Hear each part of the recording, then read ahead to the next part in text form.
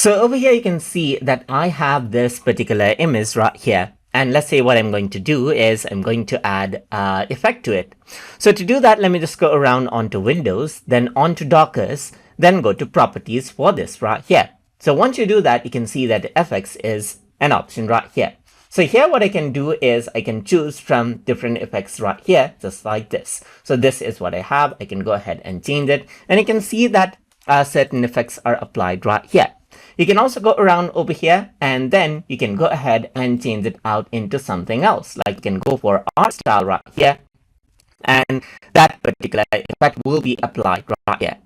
So now whenever this effect is applied, you can see that it is actually applied in a particular order. So first the art style is applied, then you have the color balance, then you have the hue, saturation, lightness, and the levels. But if I want to reorder it, let's say I want the levels to be applied at the beginning, then you can simply the levels will then be applied first. The effects that you see will be applied first, and you will see the change right here. So let's say art style, I want to go ahead and keep it at the end.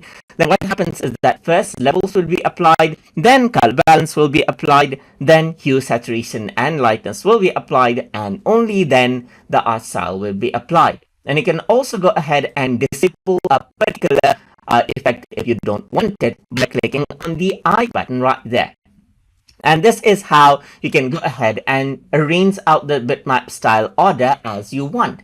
And then depending on the order that you have the effect in, what happens is that the bitmap style will take place, and you'll be able to go ahead and see the effect accordingly. So I hope you guys learned something as always.